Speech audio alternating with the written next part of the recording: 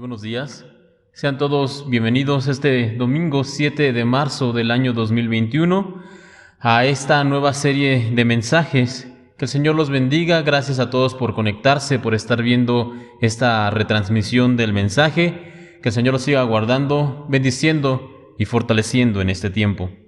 Ahora bien, quisiera comenzar comentando en esta mañana cómo es que en la Biblia nosotros encontramos en el Evangelio según San Mateo capítulo 13. Ahí podemos leer lo que se conoce como la parábola del sembrador. Y este relato nos cuenta que había un hombre, el sembrador como tal, que salió de camino a sembrar, y en el camino precisamente se cayó una parte de la semilla. Más adelante otra parte de la semilla cayó en tierra que era poco profunda. Más adelante cayó otra parte de la semilla en una tierra que tenía espinos, y finalmente la semilla fue sembrada en buena tierra. De las primeras 3 semillas, la parábola nos cuenta que no crecieron o que no maduraron correctamente, esto es según sea el caso. Pero de la última semilla se nos cuenta que cuando fue sembrada en la tierra correcta, esta dio mucho fruto. Ahora bien, antes de avanzar acerca de esta parábola, me gustaría hacer 2 aclaraciones acerca precisamente del fruto que se menciona al final de la misma. Estos frutos del 30, del 60 y del 100 por 1 no tienen nada que ver con cuestiones económicas, como algunos han predicado en algún otro momento. Esta parábola no tiene que ver con dinero, no tiene que ver con sembrar riquezas en el reino de Dios o cosas similares a estas. Los que hablan de ella, de esta parábola, en términos monetarios, no solamente están tergiversando la Biblia, sino que de hecho también están demostrando las intenciones de su codicioso corazón. Eso como primer punto. Segundo, los frutos que se mencionan en esta parábola de Mateo tampoco se refieren al número de personas que van a escuchar el mensaje por parte nuestra y que van a recibir al Evangelio. Y aunque sí es verdad que nosotros debemos compartir siempre que podamos las buenas nuevas, no existe ninguna cuota mínima de convertidos, por decirlo de algún modo, que el Señor Jesús nos requiera para permitirnos estar con Él por la eternidad. Así que los frutos no tienen que ver con nada económico y tampoco tienen que ver con las personas que vengan en nuestra predicación o por medio de lo que nosotros compartimos con otros. Hechas estas aclaraciones, entonces viene la primera pregunta de esta mañana, y sería: ¿cuál es el fruto entonces del que nos habla esta parábola? Pues bien, hermanos, el fruto del que nos habla este relato es del fruto de una vida que ha sido transformada para la gloria de Dios. El Señor bien quiere que nosotros tengamos frutos en nuestra vida, y estos frutos se reflejan cuando nosotros dejamos nuestra vana manera de vivir. Estos frutos se reflejan cuando nosotros mostramos el carácter de Cristo en nuestra vida. Estos frutos se reflejan cuando nosotros buscamos cumplir la voluntad de Dios para agradarlo a Él. Sin embargo, la segunda pregunta ahora sería: ¿cómo nosotros pretendemos llevar realmente frutos espirituales en nuestra vida si primero que nada, no tenemos raíces profundas? ¿Cómo llevar fruto si no tenemos raíces adecuadas para poder llevarlo? Y este es precisamente, hermanos, el título de la serie de mensajes de este mes de marzo de este año 2021, Raíces Profundas. Y es lo que vamos a estar viendo con ayuda del Señor en las siguientes semanas. Con ayuda de Dios vamos a estar precisamente navegando por diversos pasajes bíblicos. Hablaremos de cómo nosotros podemos enraizarnos aún más y de manera correcta en la buena tierra, y esta buena tierra es el Evangelio, y cómo nosotros, además de enraizarnos, podemos crecer en el Señor para de esta manera realmente poder llevar fruto, el fruto que Él espera de nosotros. Así que una vez dicho esto, lo primero que debemos saber, si realmente queremos tener raíces profundas en Dios, es que necesitamos ser sí o sí, ser plantados como en la parábola en buena tierra. Si queremos tener fruto, si queremos llevar fruto, si queremos echar raíces profundas, debemos ser plantados en buena tierra. Así que la siguiente pregunta, hermanos, de esta predicación es: ¿qué es la buena tierra y cómo podemos ser plantados en ella? Pues bien, en la biología nos dice que una buena tierra se refiere a un sustrato correcto, que contiene todos los nutrientes adecuados y también da las condiciones propicias para hacer que algo crezca en esta tierra. Eso es una buena tierra. Y en lo espiritual, la buena tierra no es algo muy diferente. Hoy en día, hermanos, son miles las iglesias cristianas que se encuentran alrededor del mundo. Las hay de todos los formatos, en todos los tamaños, de diversas denominaciones, con distintos tipos de personas que asisten a ellas. Pero si hay algo que debe realmente caracterizar a una iglesia para que ésta sea una iglesia de buena tierra para sus oyentes, para sus congregantes, es lo que debe, caracterizar a una buena iglesia como buena tierra es la predicación de la palabra de Dios. Una predicación sólida, sistemática y bien estructurada de la palabra de Dios. Eso debe caracterizar sí o sí a una buena iglesia.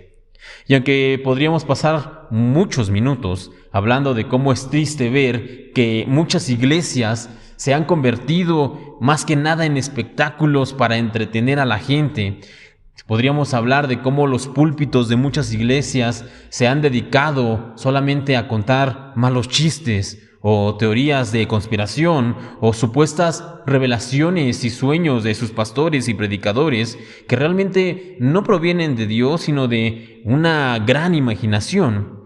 Pero vamos solamente a hacer estas menciones rápidas en este momento. Y con ello quiero que entendamos una cosa, hermanos, que no todas las iglesias, lamentablemente, no todas las iglesias son iglesias de buena tierra. Así que en esta mañana vamos a estar hablando de 4 cuestiones, 4 características, 4 marcas, por llamarlo de alguna manera. De hecho, el título del mensaje es las marcas de una iglesia saludable. Vamos a hablar de 4 cosas que una iglesia debe cumplir, que una iglesia debe tener para que nosotros podamos considerarla como un lugar, como una iglesia de buena tierra. Y el primer requisito que vamos a revisar en esta mañana o que vamos a mencionar es que una iglesia, para ser considerada una iglesia de buena tierra, debe ser bíblica.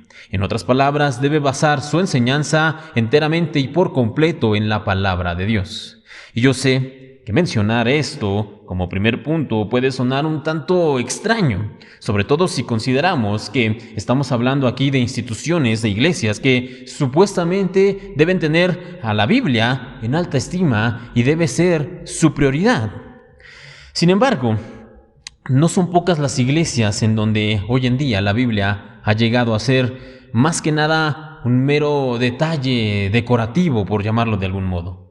Una serie de pasajes es lo que ellos utilizan solamente como pretexto para hablar de un montón de temas que realmente poco o nada tienen que ver con el caminar de un creyente en Cristo. Realmente la Biblia se ha utilizado en muchos de estos lugares como un pretexto.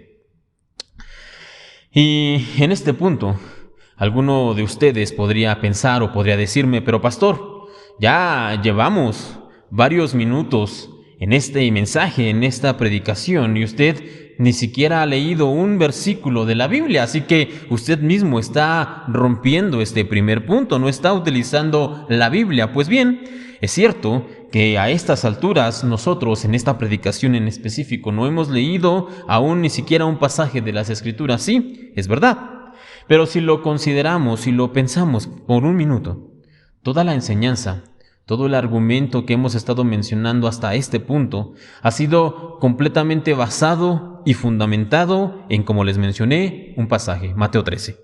Y aunque no leímos el pasaje, no leímos el texto como tal al iniciar, porque considero que ya lo sabemos, lo hemos mencionado y lo hemos leído, sí hemos estado hablando de una parábola, de la parábola del sembrador, y hemos mencionado de la necesidad que nosotros tenemos de ser plantados, como dice ahí en esta parábola, en buena tierra para que podamos echar raíces fuertes, para que podamos llevar mucho fruto. Entonces, en otras palabras, todo lo que hemos hablado, aunque no hemos leído la Biblia, no la hemos sacado, no la hemos tomado como tal, sí ha estado fundamentado 100% en la palabra de Dios.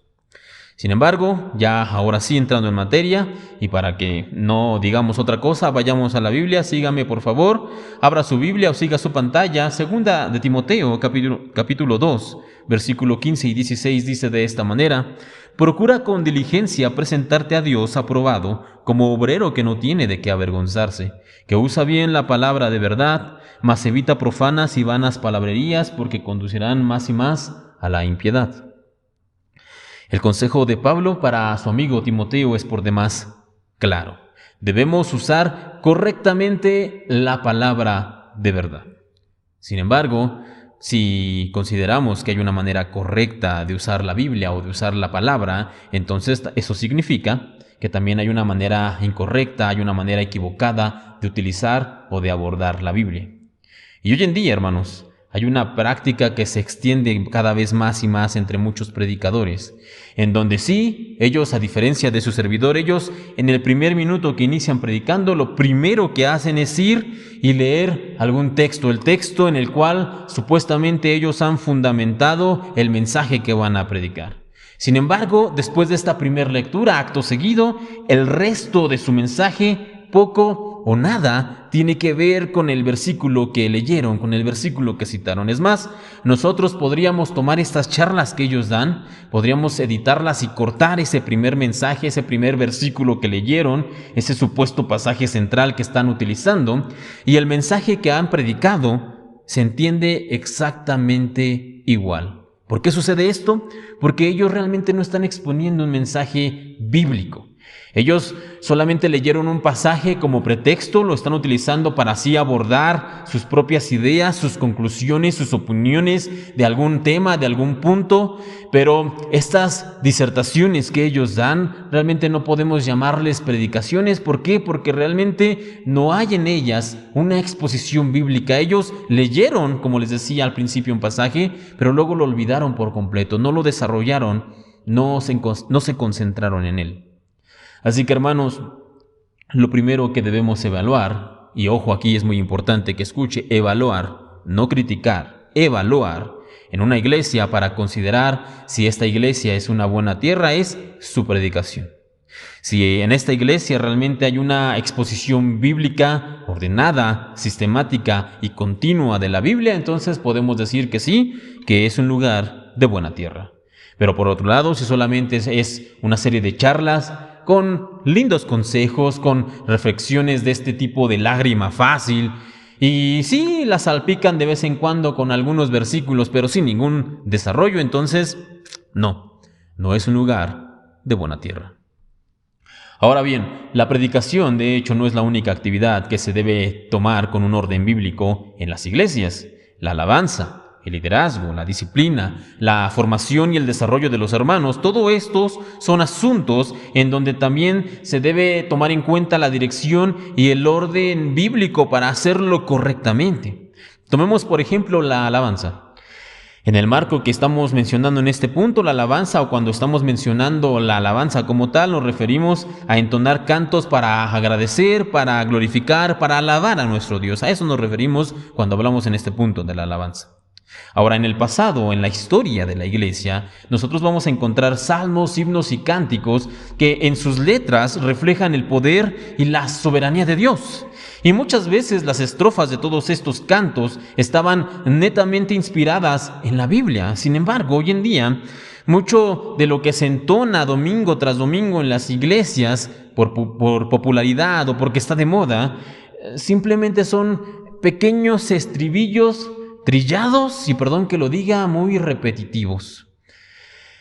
Y si la predicación, como ya mencionamos, debe tener un fundamento bíblico, la alabanza, que es la otra parte complementaria de nuestros cultos como cristianos, la alabanza también debe tener esta parte de letras bíblicas, de letras que están fundamentadas en la palabra de Dios. Sin embargo, podemos ver en muchas iglesias personas que entran en una especie de éxtasis Ellos piensan que esto es la presencia de Dios, ellos piensan que de esta manera están sintiendo algo en el Señor, pero realmente este éxtasis ha sido inducido, lo cierto es que ha sido inducido a causa de una repetición de muchas frases. Dígale al Señor, cierre sus ojos, vamos a cantar esto. A causa de todas estas frases, a causa de música que han entonado con ritmos lentos, al tono agradable que está tocando el guitarrista o el pianista en ese punto de la alabanza. Y todo esto realmente está siendo prefabricado, pero realmente no estamos como tal siendo desafiados por lo que estamos cantando. No, estas alabanzas no nos están inspirando realmente a entonar, a pensar, a adorar a nuestro Dios. Realmente no estamos en el sentido estricto de la palabra adorando o alabando a Dios. De hecho, Pablo escribe en 1 Corintios capítulo 14, versículo 15, entonces, ¿qué debo hacer? Escribe ahí, pues orar con el Espíritu, pero también con el entendimiento. Cantar con el Espíritu, pero también con el entendimiento. Hermanos, si las letras de lo que estamos entonando, que lo que estamos cantando, realmente no nos llevan a pensar en la soberanía de nuestro Dios, en la grandeza del Señor al que servimos, entonces, no, una vez más, no es buena tierra. Ahora, lo siguiente que debemos considerar en esta mañana para saber si una iglesia es buena tierra o no lo es si este lugar es cristocéntrico.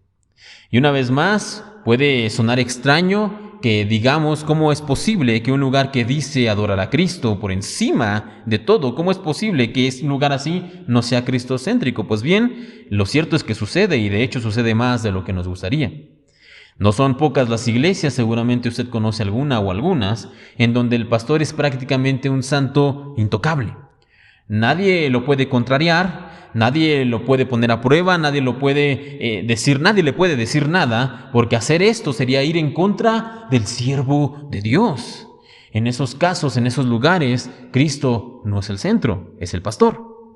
Y esto solamente por mencionar el menor de los casos, porque también es cierto que hemos escuchado o incluso conocemos de agrupaciones de religiosos que tienen supuestos apóstoles o que tienen profetas que claramente obviamente desde fuera, cuando nosotros lo vemos desde afuera, porque la gente que está metida en estas sectas, porque muchas de estas son sectas, no lo ven de esta manera, pero claramente y desde afuera nosotros podemos ver que estos pastores, estos apóstoles o profetas se han convertido en ídolos para el pueblo y han tomado el lugar de Cristo.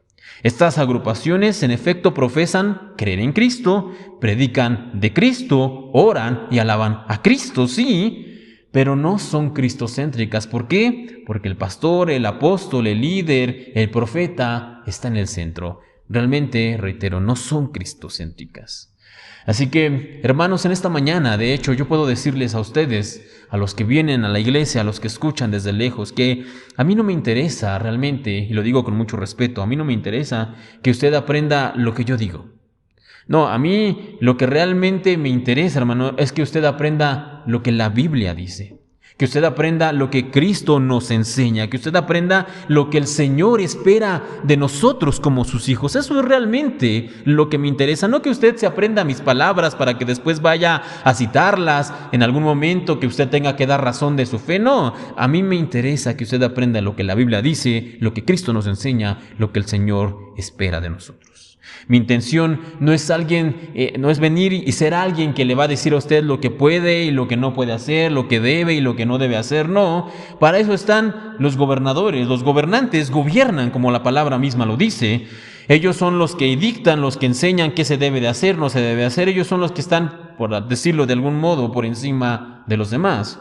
Pero los pastores, como en mi caso, los pastores pastorean, y es decir, ellos caminan con las ovejas. Ellos cuidan de las ovejas, ellos duermen a la intemperie con ellas para poder protegerlas e incluso, si es necesario, pelean por ellas para defenderlas. Sin embargo, cuando digo todo esto, no piense que estoy hablando de mí, no. Estoy hablando de aquel al que la Biblia llama el príncipe de los pastores. Estoy hablando de Cristo, que es quien es el centro, como le vengo diciendo, es el centro, debe ser siempre el centro, solo Él y nadie más, el centro de nuestra iglesia. La iglesia debe ser cristocéntrica, de tal manera que podamos decir con toda confianza, como Pablo también les escribía a los de Corintios en 1 de Corintios 2:1-2: así que, hermanos, cuando fui a vosotros para anunciarles el testimonio de Dios, no fui con excelencia de palabras o de sabiduría, pues me propuse no saber entre vosotros cosa alguna, sino a Jesucristo y a este crucificado.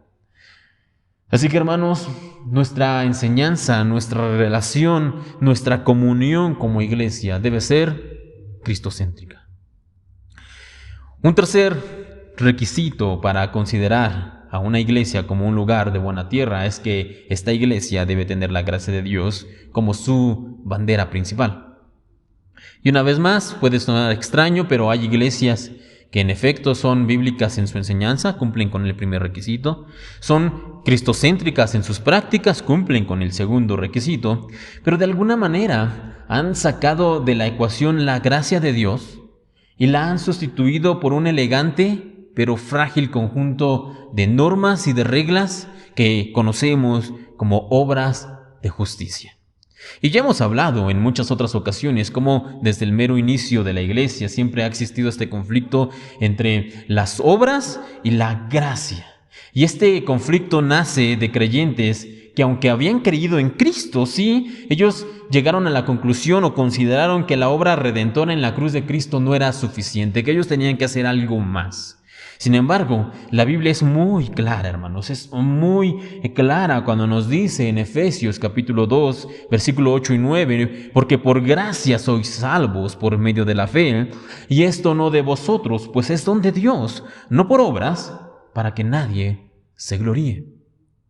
Y es precisamente esta última parte, no por obras, para que nadie se gloríe, la que a muchas personas les cuesta trabajo aceptar.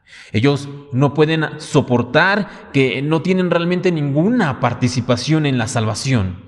Ellos no pueden creer que no pueden hacer algo para ganarse el favor de Dios. Ellos no toleran que todos sus actos de justicia, sus buenas obras, por las que otros hombres los elogian, los admiran, incluso les aplauden, ellos no toleran que todo esto delante de Dios no tiene ningún valor y que solamente ha sido por el sacrificio de Cristo que el Padre Celestial nos ha salvado de la condenación eterna. No pueden aceptar esto. Aceptar la gracia de Dios requiere de nosotros que renunciemos al orgullo, al ego, al yo, y que aceptemos de buena gana que hemos sido salvos solamente por medio de la fe. Esto, hermanos, es realmente la razón por la cual perdura este conflicto hasta nuestros días entre las obras en contra de la gracia de Dios.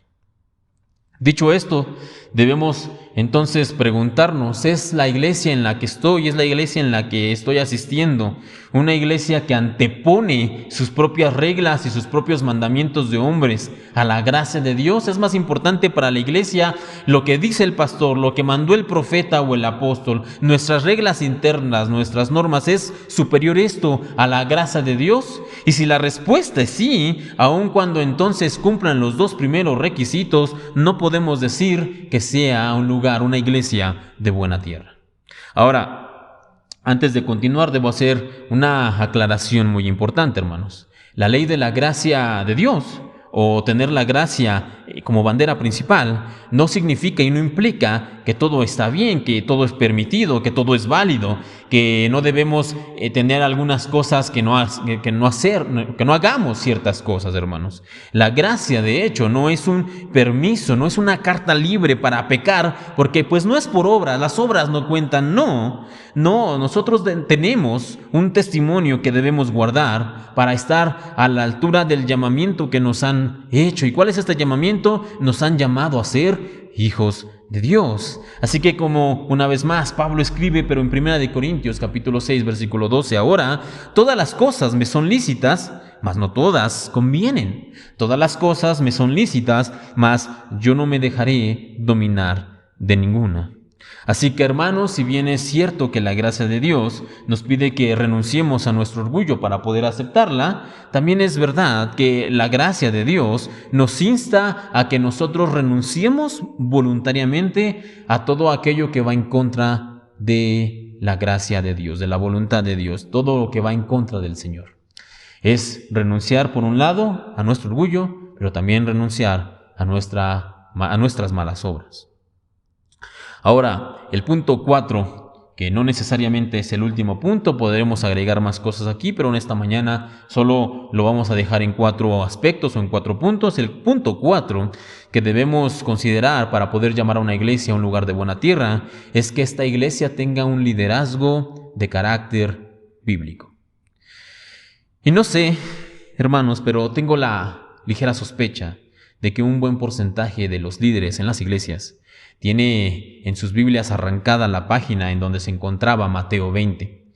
¿Y esto por qué lo digo? Acompáñenme por favor ahí o lean su pantalla. Mateo 20, del versículo 25 y 27, la Biblia dice lo siguiente: entonces Jesús, llamándolos, esto es a los apóstoles, dijo: ¿sabéis que los gobernantes de las naciones se enseñorean de ellos, y los que son grandes ejercen sobre ellas potestades? Mas entre vosotros no será así, sino que el que quiera hacerse grande entre vosotros será vuestro servidor, y el que quiera ser el primero entre vosotros será vuestro siervo. Y con estos versículos tan claros, de verdad tan claros, hermanos, no logro concebir cómo es que muchos, por no decir la gran mayoría de los líderes en las iglesias, se mueven entre sus congregantes, entre las ovejas, y son tratados entre ellos casi como si fueran alguna especie de realeza local. No lo toques, no le hables, casi inclínate ante él cuando pase. No logro concebir con versículos tan claros cómo es que hay personas que tratan así a sus líderes y líderes que permiten que los traten de esa manera. En Mateo 20, versículo 25 al 27, que es lo que acabamos de leer, cuando se habla ahí de siervos en el griego, recordemos que la Biblia fue originalmente el Nuevo Testamento escrito en griego. En el griego utiliza 2 palabras, utiliza la palabra diáconos y utiliza la palabra doulos. Y ambas palabras hace referencia o significan o se podrían traducir efectivamente como sirvientes, y estos sirvientes a los que se refiere son aquellos que desempeñaban labores domésticas, labores en la casa, los que servían a la mesa, los que ayudaban a sus amos, porque de hecho la palabra como tal también se podría traducir como esclavos. Entonces, hermanos, realmente yo no veo ningún lugar para confusiones. Cuando el Señor dice que el que quiere ser mayor entre sus hermanos debe servir a los demás, esto no es algo simbólico o metafórico, sino que realmente es un llamado a un servicio real, a servir realmente en acción a los demás. Por tanto, una iglesia que es o que podemos considerar como una iglesia de buena tierra debe tener un liderazgo bíblico. ¿Y a qué me refiero con esto? Bueno, debe tener líderes que sirven activamente, líderes que se ponen las botas de trabajo, que se ponen la ropa de trabajo, que se arremangan el saco, que van, que ayudan, que apoyan, que están realmente interesados, líderes que se mueven entre las ovejas.